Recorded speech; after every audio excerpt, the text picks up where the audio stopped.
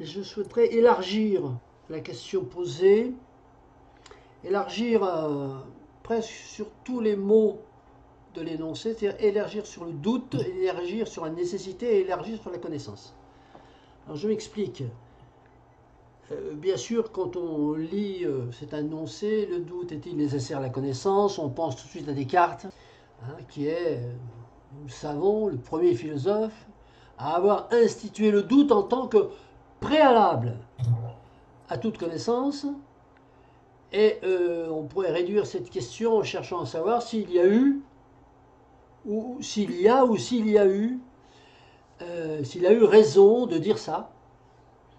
Et on pourrait se fonder sur un certain nombre d'exemples dans les domaines aussi variés que la science, la politique, la psychologie, la sociologie, l'économie. Parce que la connaissance, elle concerne tous les domaines, pas uniquement les sciences. Donc, j'ai dit qu'on allait élargir sur les différents paramètres de l'énoncé, mais on peut aussi élargir sur le fait de savoir si Descartes a eu raison de dire qu'il fallait douter en nous, basant non pas sur le sentiment qu'on a, mais en regardant hein, si dans différents domaines précis, c'est-à-dire là avec la constatation empirique, si on est dans un domaine précis, il faut douter pour arriver à la connaissance. Alors, d'abord, définir le doute. On pourrait peut-être aller plus loin, peut-être. Hein. Qu'est-ce que le doute? Et puis, y a-t-il plusieurs sortes de doutes?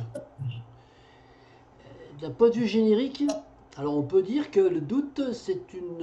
alors, je vais essayer de trouver une définition générique. Hein. Je dirais que c'est une posture de pensée ou une attitude qui consiste à considérer tout type d'information entrante dans notre esprit, tout type d'information comme non fondée avant qu'elle n'ait été soumise à un certain protocole de vérification. Alors, Descartes, il a élevé cette disposition d'esprit en tant que méthode qui va permettre de suspendre le jugement. Et cette suspension de jugement, cette mise en attente va permettre d'atteindre la clarté, la distinction, pour que ce jugement puisse être décidé comme étant une connaissance. Mais il se trouve que dans la pratique ordinaire qu'on constate tous les jours, la pratique du commun des mortels, le doute, il se manifeste que rarement, hein, sous cette forme d'une attitude volontaire, disons d'une attitude volontariste, mais il se manifeste plus couramment de façon involontaire, de façon instinctive, voire de façon inconsciente. Ouais, on peut être saisi par le doute, on peut être pris d'un doute, comme on dit vulgairement, sans qu'on sache pourquoi. Résultat probablement d'un ensemble de facteurs culturels ou psychanalytiques qui conditionnent notre jugement à notre insu. À notre insu. Alors, hormis ce distinguo essentiel, je dirais, au niveau de l'essence, essentiel au niveau de l'essence, du concept de doute, je pense qu'il existe également certaines nuances dans le doute. Doute qui peut être plus ou moins complet, doute total, doute partiel. Uniquement une partie seulement de la connaissance étant jugée recevable et une autre partie pouvant rester dans l'incertitude. Donc le doute, c'est pas forcément quelque chose de binaire, on-off, je doute pas. Le doute peut être nuancé. Alors, le doute est-il nécessaire à la connaissance? Vient ensuite le critère de nécessité. D'un point de vue philosophique, on nous a dit qu'on sait que nécessaire, quelque chose de nécessaire, c'est quelque chose qui ne peut pas être autrement que ce qu'il est.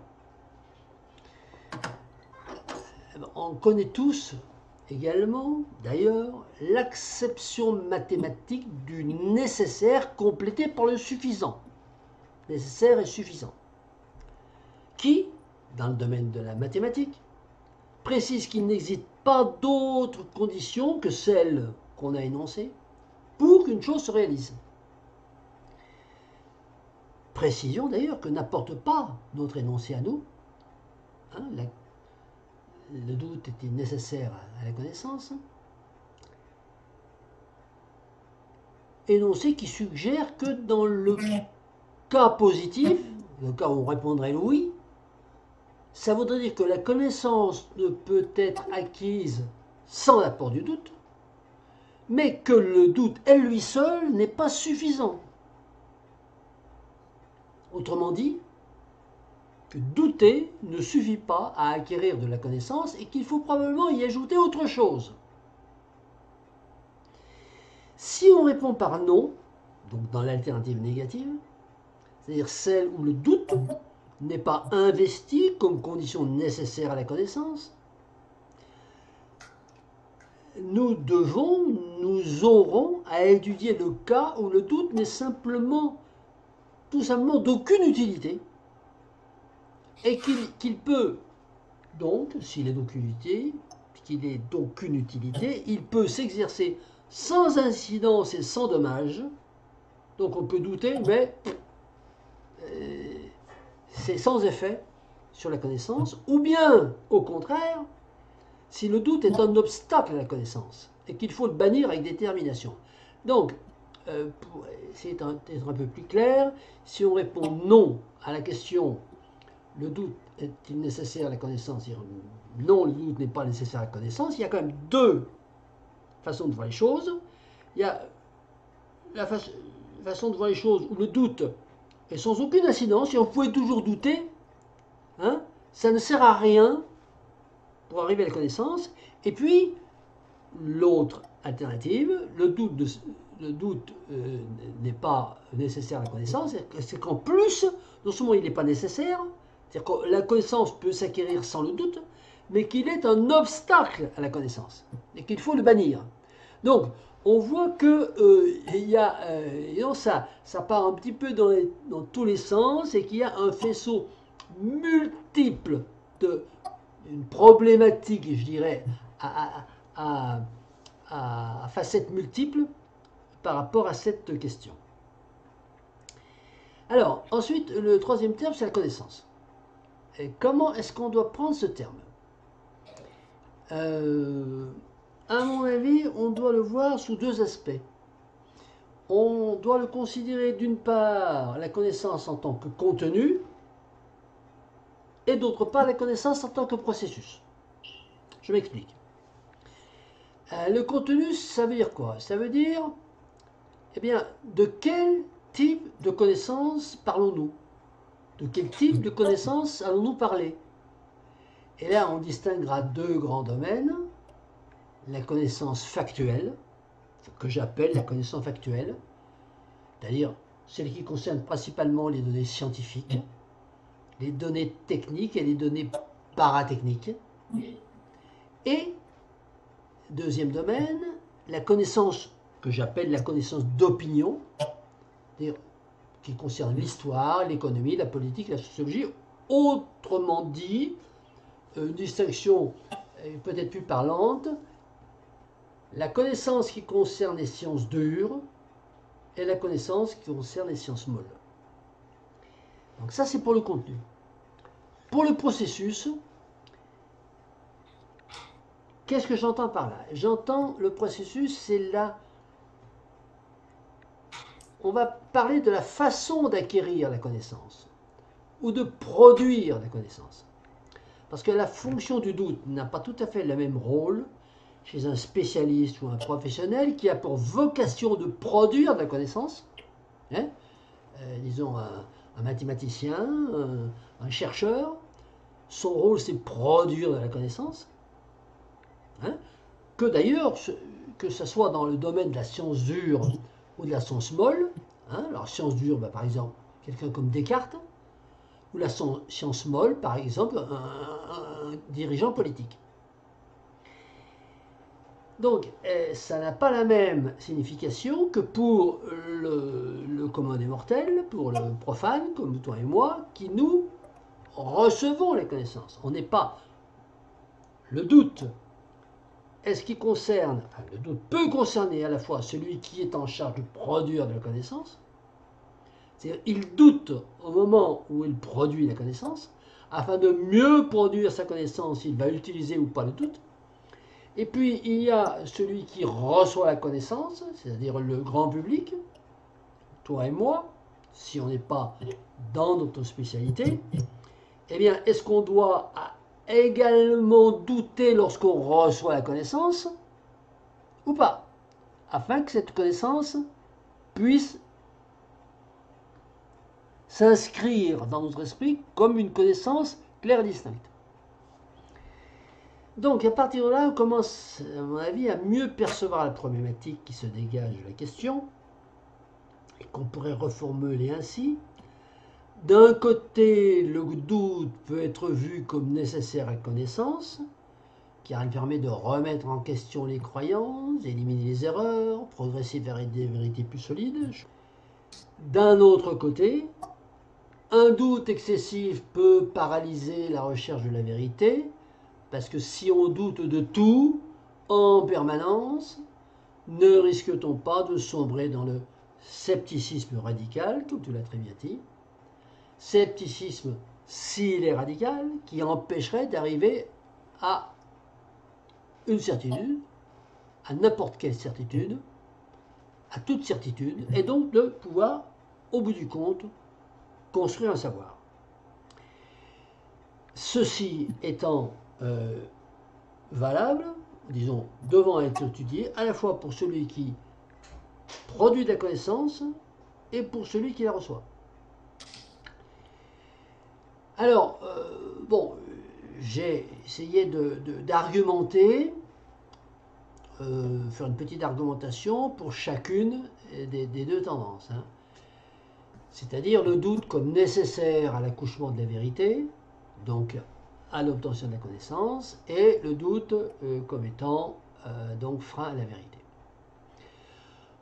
Alors bien entendu, pour ce qui concerne la valorisation du doute comme élément nécessaire à l'accouchement de la vérité, c'est en premier lieu Descartes, hein, avec son doute méthodique, doute non seulement nécessaire, mais méthode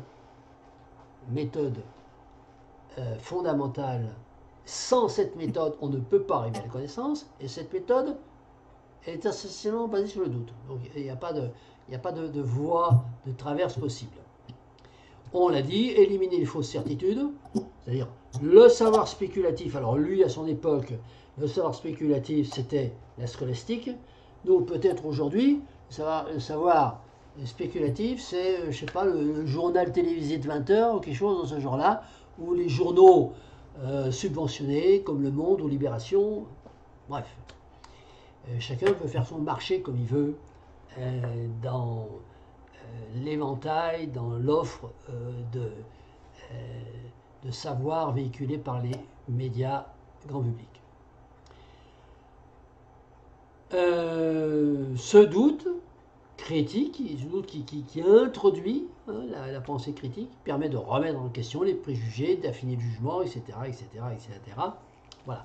En nous poussant à chercher les preuves et confronter les arguments. C'est-à-dire que douter, ça ne veut pas dire qu'on rejette, hein, ça veut dire qu'on veut des preuves supplémentaires au lieu de prendre pour argent comptant le discours officiel. Mais il n'y a pas que Descartes. Il n'y a pas que Descartes, et il y a Karl Popper qui nous dit également que dans les sciences, le doute est nécessaire pour tester les hypothèses, éviter les biais, faire progresser par la vérification des théories une par une. Pour Hegel, le doute est également nécessaire en philosophie du droit, c'est-à-dire que lorsqu'on réfléchit aux principes sur lesquels la société doit s'appuyer pour écrire ses règles coercitives, c'est la connaissance aussi, avec la célèbre maxime de Hegel, la liberté de penser et de l'esprit ne se démontre que par la divergence et même l'hostilité à l'égard de ce qui est publiquement reconnu comme vrai. Hegel, principe de la philosophie du droit. Mais on oublie que à l'origine de la philosophie, c'est-à-dire chez Platon, eh bien, Socrate doutait déjà de tout quand il disait qu'il ne savait rien. En réalité, il savait beaucoup de choses, mais il considérait que sa connaissance n'était pas indubitablement et définitivement fondée. Et c'est pourquoi beaucoup des dialogues de Platon, de Socrate, sont aporétiques, c'est-à-dire donc sur une aporie, butent sur une aporie. Socrate met en doute les connaissances de ses interlocuteurs et en même temps met en doute ses propres connaissances. La plupart de ses discours, c'est ce processus, c'est ce schéma qui est suivi. Et lorsqu'il arrive à une conclusion, Socrate, à une conclusion, donc à une connaissance, il n'y arrive pas souvent d'ailleurs, mais il y arrive quelquefois, et bien c'est toujours à la suite d'une série de mises en doute successives. Bon, voilà ce qu'on peut dire pour adouber l'alternative, le doute nécessaire à l'accouchement des vérités. Maintenant, pour ce qui est d'argumenter le doute comme frein à la vérité, bah, on l'a déjà un petit peu dit, hein, le doute qui paralyse la pensée, qui paralyse l'action. Si on doute de tout, on risque de jamais avancer, on reste prisonnier de l'incertitude, on est toujours incertain et on n'avance pas. Ça peut amener au scepticisme radical, et ça peut amener tout simplement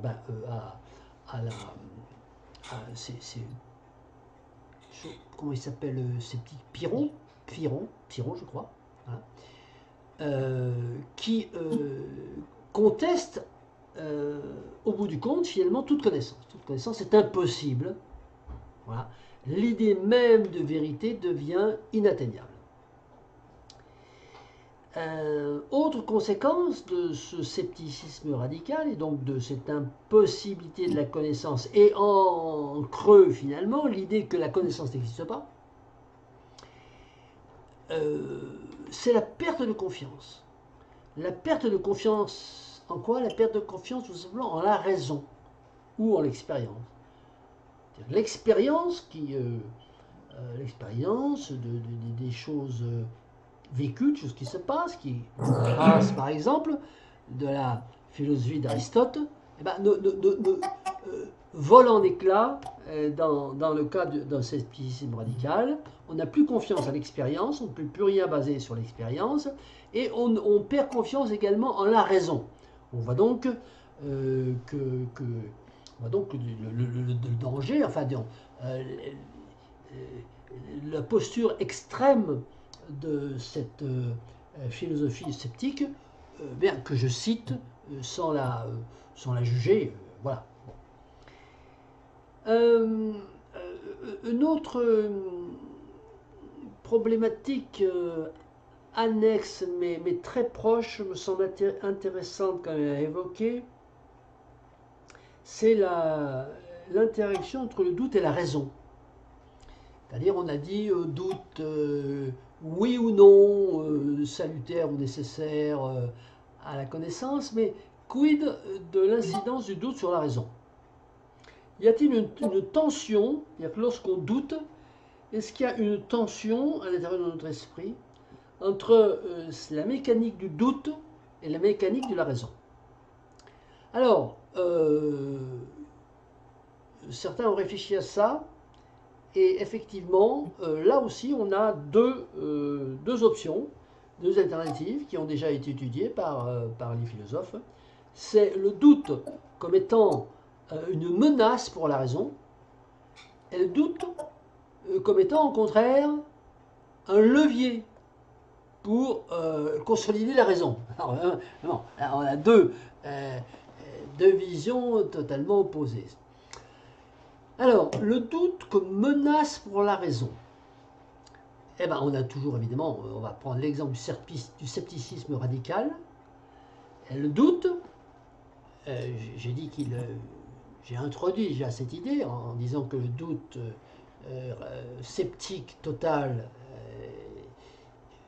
attaquait, rongeait petit à petit la confiance. La confiance en quoi? La confiance, j'ai parlé d'expérience, mais la confiance, plus grave, en la raison. C'est-à-dire le fondement même, la racine de notre esprit. Si on pousse le doute à l'extrême, on peut finir par douter des outils même de la pensée. Les outils, les catégories, la causalité, la logique, donc les catégories aristotéliciennes, on peut se dire, mes outils de pensée, même j'en doute. Je fais plus que douter de la connaissance, je doute de ma pensée. Ça peut conduire à une impasse, encore une aporie, où la vérité devient inaccessible. Bon, ça, on l'a dit, par le scepticisme, et la raison elle-même se retourne contre elle-même. La raison devient incapable de fonder quoi que ce soit. Voilà. Donc, c'est plus que il n'existe pas de vérité ou tout est relatif. Voilà. C'est plutôt la raison ne peut rien. La raison, finalement, est quelque chose qui ne marche pas. Les sceptiques anciens, c'est comme Pyrrhon, j'ai cherché le mot, c'est Pyrrhon, poussaient le doute à son paroxysme, en suspendant tout jugement, et ça débouchait sur « il n'est pas possible de tenir aucun discours rationnel ». Voilà. Alors, un petit peu moins extrême que le scepticisme radical, il y a la tentation, je viens de lancer le mot, du relativisme, tout est relatif, ou même du nihilisme. C'est-à-dire qu'un doute trop profond peut mener à une forme de déconstruction infinie où tout se vaut. Tout se vaut. L'opinion, tu as raison de penser ça, mais toi tu as raison de penser le contraire. Voilà, on déconstruit. Tout se vaut, tout est relatif. En fait, finalement, il n'y a de connaissance que l'idée ou l'opinion ou la croyance ou la conviction qu'un tel peut avoir par rapport à... je pense que c'est le terme philosophique qui décrit ça, c'est le solipsisme. Le solipsisme, là où la réalité, c'est rien d'autre que ce qu'on construit dans son idée à soi, individuellement. Et donc, autre menace pour la raison, c'est la perte de confiance.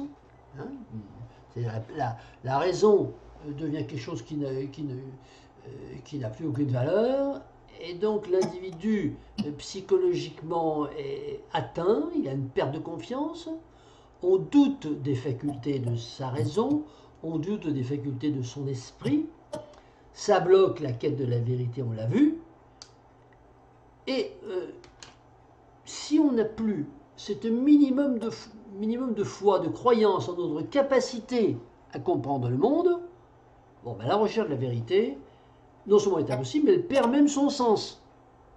Voilà. Mais bon, en réalité, ces arguments me paraissent très faibles par rapport aux arguments inverses que je vais maintenant développer pour en terminer, parce que le doute, eh bien, finalement, ce n'est pas vrai que le doute, c'est le doute de la raison. Le doute, il est, comme l'a dit Descartes, mais comme d'autres aussi l'ont dit, il est au service de la raison. C'est un levier d'affirmation, un levier d'affirmation de la raison. Et c'est un acte de confiance. L'acte de douter devient un acte de confiance. Pour Descartes, le doute hyperbolique, c'est bien paradoxalement un acte de confiance en la raison. Le doute hyperbolique est un acte de confiance en la raison. Je doute parce que, non pas parce que j'ai perdu la raison, mais je doute parce que j'ai confiance en ma raison. Le doute, pour moi, il purifie la pensée des erreurs, et c'est la raison elle-même qui permet de dépasser ce doute. Grâce à la certitude du cogito, ma raison me permet de dépasser le doute. Et puis, c'est un acte de confiance, donc pour Descartes, mais c'est aussi, par exemple, pour Kant, un acte de raison.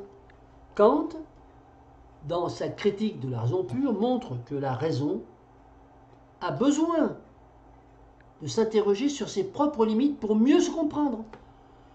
La raison va frôler la déraison, je dirais, elle va observer, elle va scruter ses limites, et elle va mieux se comprendre.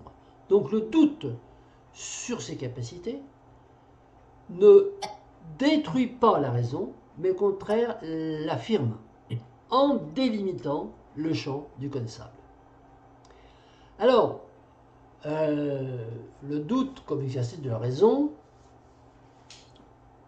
bon, on l'a vu, enfin j'ai montré avec ces deux derniers exemples qu'il est positif et non pas négatif pour la raison, mais il met en lumière quand même un certain paradoxe qu'on pourrait nommer un paradoxe épistémologique, à savoir que le doute suppose déjà un acte rationnel. On a vu douter, c'est pas rejeter la raison, c'est l'activer. On utilise le doute pour tester la solidité des idées, mais ce doute lui-même est structuré par la logique. C'est-à-dire sans raison, le doute serait chaotique, le doute sans la raison serait une simple confusion mentale. Bon, petit paradoxe épistémologique.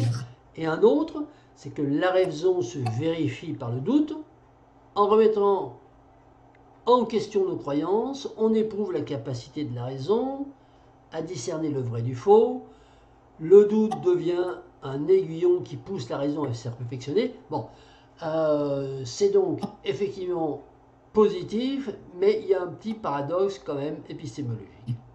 Alors, après avoir vu la thèse et l'antithèse, c'est-à-dire le doute positif, non, le doute négatif, est-ce que la solution ne serait pas dans la médiété, comme dirait Aristote, le champion du juste milieu? Pourrait-on dire que le doute est nécessaire, mais nécessaire juste un peu, dans une juste mesure, qu'il est un outil pour affiner, pour approfondir la connaissance, mais à condition qu'il ne devienne pas un obstacle à son développement, et qu'il faudrait assez de doute pour éviter la crédulité, mais assez de confiance en la raison pour ne pas sombrer dans l'immobilisme. Alors, bon, je livre ça parce qu'il faut bien faire une thèse, antithèse, synthèse, mais personnellement, je crois que cette position est intenable. Et on ne peut pas avoir un petit peu de doute ou un petit peu moins de doute. Il faut se déterminer, que ce soit dans le cadre de quelqu'un qui va produire de la connaissance ou dans le cadre de quelqu'un qui reçoit cette connaissance. Il faut se déterminer pour savoir si on utilise systématiquement le doute. Alors par exemple pour celui qui reçoit les connaissances, et là on rejoint une séance du Philo Club qu'on a eu il y a quelques semaines, où on parlait de démêler le vrai du faux, et où personnellement j'avais dit qu'il fallait traiter toutes les informations qu'on recevait, que ce soit des informations factuelles ou des informations d'opinion, par le doute avant qu'on les ait vérifiées. Donc voilà, pour conclure, je donnerai mon opinion personnelle. Mon opinion personnelle, c'est que le doute est non seulement nécessaire, mais qu'il est un protocole impératif, une porte d'entrée pour pouvoir inscrire dans son catalogue de connaissances ou de convictions le moindre élément définitif. Voilà. Alors, moi je voudrais revenir sur deux distinguos. C'est le doute pas nécessaire ou le doute nocif. Et puis l'autre distinguo, c'est le doute chez le producteur de connaissances et le doute chez le receveur de connaissances. Alors, pour le premier distinguo, parce que lorsqu'on dit le doute est-il nécessaire, si on est contre, si on penche pour l'alternative, ou si on étudie l'alternative négative elle est à deux branches, il n'est pas nécessaire, c'est-à-dire on peut faire autrement, ou bien il est nocif. Alors, le doute nocif pour la connaissance, je pense qu'on a développé énormément d'arguments, je pense qu'il est très difficile de... Enfin, j'attends d'être contredit, j'attends d'écouter les arguments de ceux qui soutiendraient le fait que le doute est quelque chose qu'il faut bannir complètement de la connaissance parce que ça pose des problèmes. Par contre, je pense que les arguments de ceux qui disent que le doute n'est pas nécessaire sont plus importants. Et tu en as cité trois qui sont extrêmement intéressants. C'est quand tu as parlé de Kant qui dit mais le doute, la connaissance, on peut l'acquérir par l'intuition. Alors évidemment intuition a priori, Kant avec son sujet transcendantal il va produire de la connaissance a priori. Tu as cité ensuite l'empirisme. Par l'expérience, on peut atteindre la connaissance là, sans forcément utiliser le doute. Hein. Je vais par exemple dans mon bricolage quotidien, dans mes travaux d'espace vert dans mon parc, je vais expérimenter des tas de choses, et puis il y a des choses qui vont marcher, et puis hop, et puis je vais acquérir la connaissance comme ça. Et puis, troisième domaine que tu as cité, c'est le domaine religieux, c'est-à-dire que la connaissance, je vais l'acquérir par révélation ou par illumination. Alors, bon, ça c'est non seulement c'est intéressant, mais c'est tout à fait exact. Tout à fait exact. C'est-à-dire que, pour ce qui concerne le numéro 1, le petit 1, Kant, oui, il n'y a pas que Kant, il y a aussi Spinoza qui parlait des trois niveaux de la connaissance, qui est la connaissance par ouï-dire, hein, je ne sais pas comment il l'appelle, ou la connaissance par relation, c'est-à-dire qu'on entend quelque chose, ou on lit quelque chose, et on a cette connaissance au niveau, niveau 1 de la connaissance qui ne vaut pas grand-chose. Et puis on a la connaissance ensuite qu'on acquiert avec un raisonnement, c'est-à-dire que là, il y a un petit peu le doute, c'est-à-dire qu'on va vérifier, tiens, on m'a dit ça, je vérifie, c'est le niveau 2 de la connaissance. Et puis, Spinoza nous dit qu'il y a le niveau 3 de la connaissance, qui pour lui, c'est la définition de la sagesse, c'est la connaissance intuitive. C'est-à-dire que lorsqu'on est passé par le niveau 1, qu'on a cru d'abord tout ce qu'on nous avait raconté, qu'on s'est ensuite aguerri par le niveau 2, on a fait des raisonnements, des enchaînements de raisonnements logiques, et qu'on est arrivé à certaines conclusions qui ressemblaient à de la connaissance, et bien on franchit on est tellement aguerri qu'on franchit un troisième niveau qui est la connaissance intuitive, qui ressemble, disons, comme un frère ou comme une sœur à l'intuition a priori de Kant, c'est-à-dire qu'on a, lorsqu'on est en face d'une information, ou lorsqu'on est en face on a l'intuition de cette connaissance, et là il n'y a pas besoin de doute, il n'y a pas besoin de... Voilà, bon. Donc ça c'est intéressant. Concernant l'empirisme, et puis bon, j'ai donné un exemple avec les travaux de bricolage qu'on peut faire. Pour la connaissance religieuse, alors la connaissance religieuse, elle est, bon, c'est tout à fait exact, mais on pourrait gloser, hein, on pourrait très facilement polémiquer dessus en disant que c'est pas de la connaissance, que c'est de l'illumination, que c'est de la révélation, que c'est pas de la connaissance. Voilà. Bon. Donc ça c'est pour la première dérivation concernant le doute pas nécessaire, mais pas forcément notice. Maintenant la deuxième dérivation qui m'intéresse aussi beaucoup, c'est que lorsqu'on parle lorsque Descartes parle de la nécessité du doute pour la connaissance, il parle de la production de connaissances. C'est-à-dire qu'il parle pour un chercheur, pour un scientifique, hein, de pratiquer le doute. Et ça, bon, d'abord, c'est lui qui l'a quand même inventé. Ça a été la révolution cartésienne. Et je pense que depuis Descartes, tous les scientifiques pratiquent ça. Tous les scientifiques qui soient salariés chez Sanofi ou chez Bayer ou dans une multinationale du département recherche et développement, ou bien qui soient fonctionnaires au CNRS, il y a chez le chercheur la pratique quotidienne du doute, à savoir, oui, bon, on a vu ça, mais voilà, bon, je pense que ça, ça mérite même pas d'être débattu parce que ça me paraît vraiment, vraiment installé. Les scientifiques qui ne pratiquaient pas le doute systématique et méthodique et préalable à toute expérimentation ou protocole d'expérimentation sont probablement des faux scientifiques ou des scientifiques d'opérette ou des charlatans. Bon.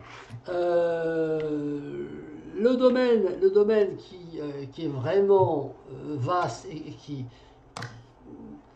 qui frappe l'esprit, hein, c'est pas tellement le doute chez les chercheurs, c'est le doute chez l'homme de la rue.